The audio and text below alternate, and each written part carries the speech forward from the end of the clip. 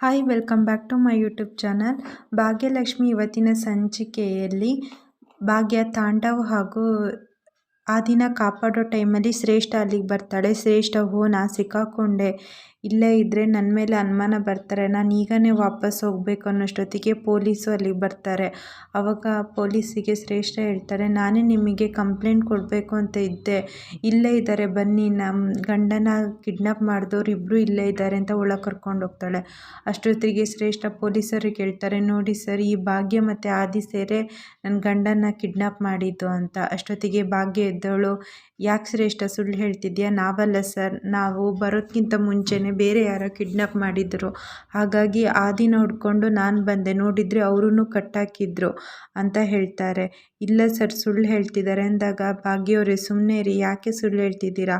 ಆದಿ ನಿಮ್ಮನ್ನು ಮತ್ತು ಭಾಗ್ಯನೂ ಅರೆಸ್ಟ್ ಮಾಡ್ತೀನಿ, ಯಾಕಂದರೆ ಆದಿಯವ್ರ ಪರನೇ ಎಲ್ಲ ಸಾಕ್ಷಿಗಳಿದೆ, ಕಿಡ್ನಾಪ್ ಮಾಡಾಗಿರ್ಬೋದು, ವಾಯ್ಸ್ ರೆಕಾರ್ಡಿಂಗ್ ಆಗಿರ್ಬೋದು, ಎಲ್ಲ ನಿಮ್ಮ ಪರನೇ ಇದೆ, ಬನ್ನಿ ಅರೆಸ್ಟ್ ಮಾಡ್ತೀನಿ ಅಂತ. ಅಷ್ಟೊತ್ತಿಗೆ ಅಲ್ಲಿಗೆ ಕಿಶನ್ ಬರ್ತಾನೆ. ಕಿಶನ್ ಬಂದು ಹೇಳ್ತಾನೆ, ಸರ್, ಈ ವಾಯ್ಸು ನಮ್ಮ ಆದಿ ಬ್ರದರಿಂದಲ್ಲ, ಇದು ಯಾರೋ ಫೇಕ್ ಮಾಡಿದ್ದು ಅಂತ ಅದ್ರ ವಾಯ್ಸ್ ತೋರಿಸ್ತಾನೆ. ಹೌದು, ಈ ವಾಯ್ಸಲ್ಲಿ ಏನೋ ಬೇರೆ ಇದೆಲ್ಲ, ಒರಿಜಿನಲ್ ವಾಯ್ಸ್ ಸಿಗ್ತಿಲ್ಲ ಸರ್, ಆದ್ರೂ ಇದು ನಮ್ಮ ಆದಿ ಬ್ರದರಿಂದಲ್ಲ, ಬೇಕು ಅಂತ ಮಾಡಿದ್ದು ಅಂತ ಹೇಳ್ತಾನೆ. ಅಷ್ಟೊತ್ತಿಗೆ ಒಬ್ಬರು ರೋಡಿನ ಕೇಳ್ತಾರೆ, ಸರ್ ಹೌದು, ಒಂದು ಲೇಡಿ ನಮಗೆ ಫೋನ್ ಮಾಡಿ ಇವ್ರನ್ನ ಕಿಡ್ನಾಪ್ ಮಾಡೋಕ್ಕೆ ಹೇಳಿದರು, ಹಾಗಾಗಿ ಕಿಡ್ನಾಪ್ ಮಾಡಿದ್ವು, ಆದರೆ ಆ ಲೇಡಿ ಯಾರು ಅಂತ ನಮಗೂ ಗೊತ್ತಿಲ್ಲ ಅಂತ ಹೇಳ್ತಾರೆ. ಯಾಕೋ ಸುಳ್ಳು ಹೇಳ್ತೀಯಾ, ನಿಜ ಹೇಳು ಅಂದಾಗ, ಇಲ್ಲ ಸರ್ ನಿಜ, ಈಗಷ್ಟೇ ಫೋನ್ ಮಾಡಿದರು, ಭಾಗ್ಯನ ಮುಂದೆನೇ ಆದಿಯವ್ರನ್ನ ಅವಳು ಕಣ್ಮುಂದೆನೇ ಸಾಯಿಸು ಅಂತಲೇ ಹೇಳಿದರು, ಇವರೆಲ್ಲ ಕಿಡ್ನಾಪ್ ಮಾಡಿದ್ದು ಇವರಿಬ್ಬರು ಅಲ್ಲ, ಇವ್ರನ್ನ ಕಿಡ್ನಾಪ್ ಮಾಡಿದ್ದು ನಾವೇ, ಆದರೆ ಕಿಡ್ನಾಪ್ ಮಾಡೋಕ್ಕೆ ಹೇಳಿದ್ದು ಒಂದು ಲೇಡಿ ಅಂತ ಹೇಳಿದರು. ಸರಿ, ಹಾಗಾದರೆ ಆದಿಯವ್ರದ್ದೇ, ನಿಮ್ಮೇನೂ ತಪ್ಪಿಲ್ಲ,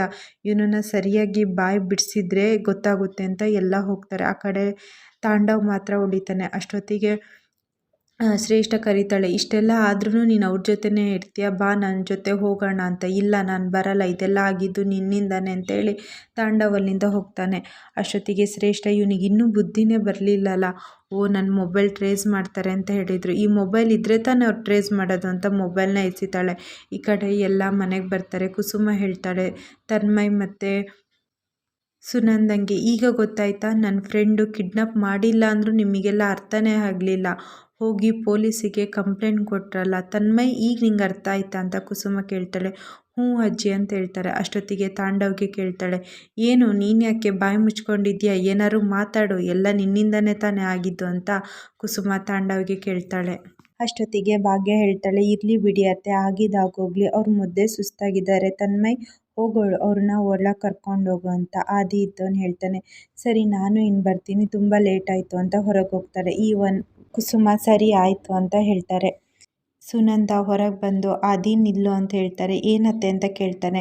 ನೋಡಿದ್ಯಾ, ಆದಿ ಮತ್ತು ಭಾಗ್ಯನ ಮಧ್ಯೆ ಇನ್ನೂ ಪ್ರೀತಿ ಇದೆ, ತನ್ನ ಗಂಡಂಗೆ ಏನಾಯಿತು ಅಪಾಯ ಆಯಿತು ಅಂದ ತಕ್ಷಣ ಹೇಗೆ ಅವಳು ಹೋಗಿ ಕಾಪಾಡಿದ್ಲು, ಅದಕ್ಕೆ ಹೇಳೋದು ಗಂಡ ಹೆಂಡತಿ ಮಧ್ಯೆ ಇನ್ನೂ ಪ್ರೀತಿ ಇದೆ, ನೀನು ಯಾವ ಕಾರಣಕ್ಕೂ ಅವರಿಬ್ಬರ ಮಧ್ಯೆ ಬರಬೇಡ ಅನ್ನೋಷ್ಟೊತ್ತಿಗೆ ಭಾಗ್ಯ ಬಂದು, ಅದು ಪ್ರೀತಿ ಅಲ್ಲ ಅಮ್ಮ ಅಂತ ಹೇಳ್ತಾಳೆ. ನಾನು ಹೋಗಿದ್ದು ತನ್ಮಯ್ಗೋಸ್ಕರ, ಯಾಕಂದರೆ ತನ್ಮಯ್ಗೆ ಅಪ್ಪ ಅಂದರೆ ತುಂಬ ಪ್ರಾಣ, ಜೀವ, ಹಾಗಾಗಿ ಅವಳಿಗೆ ನೋವಾಗಬಾರ್ದು ಅಂತ ಅವ್ರನ್ನ ಕಾಪಾಡೋಕ್ಕೆ ಹೋದೆ ವಿನಃ ನನಗೆ ನಿಜವಾಗ್ಲೂ ಅವ್ರ ಮೇಲೆ ಯಾವುದೇ ರೀತಿ ಪ್ರೀತಿ ಏನೂ ಇಲ್ಲ ಅಂತ ಹೇಳ್ತಾಳೆ. ಯಾವಾಗಲೂ ನಿನ್ನ ಮೂಗಿನ ನೇರನೇ ಮಾತಾಡ್ತೀಯಲ್ಲಮ್ಮ, ಬೇರೆಯವ್ರ ಮನಸ್ಥಿತಿನೂ ನಿನಗೆ ಅರ್ಥ ಮಾಡ್ಕೊಳಕ್ಕಾಗಲ್ವಾ? ನಾನು ಎಷ್ಟು ಸಲ ಹೇಳಿದೆ ಆದಿಯವ್ರು ಈ ಕೆಲಸ ಮಾಡಿಲ್ಲ ಅಂತ, ಅದಕ್ಕೆ ಆದಿಯವರು ಏನೂ ತಪ್ಪು ಮಾಡಿಲ್ಲ ಅಂತ ನಾನು ನಿಮಗೆ ಪ್ರೂಫ್ ಮಾಡಬೇಕಿತ್ತು, ಹಾಗಾಗಿ ಹೋಗಿ ತಾಂಡವ್ನ ಬಿಡಿಸ್ದೇ ಬಿಟ್ಟೆ, ಯಾವ ಕಾರಣಕ್ಕೂ ನನಗೆ ತಾಂಡವ್ ಮೇಲೆ ಪ್ರೀತಿ ಇಲ್ಲ ಅಂತ ಭಾಗ್ಯ ಹೇಳ್ತಾಳೆ. ಈ ಕಡೆ ತನ್ಮಯ್ ತಾಂಡವ್ಗೆ ಉಪ್ಪು ನೀರಿಂದು ಶಾಖ ಕೊಡ್ತಾ ಇರ್ತಾಳೆ. ಇಷ್ಟು ಇವತ್ತಿನ ಸಂಚಿಕೆಯಲ್ಲಿ ನಡೆದಿದೆ. ಈ ವಿಡಿಯೋ ಇಷ್ಟವಾಗಿದ್ದರೆ ಲೈಕ್, ಶೇರ್ ಹಾಗೆ ಕಮೆಂಟ್ ಮಾಡಿ, ಸಬ್ಸ್ಕ್ರೈಬ್ ಮಾಡಿ.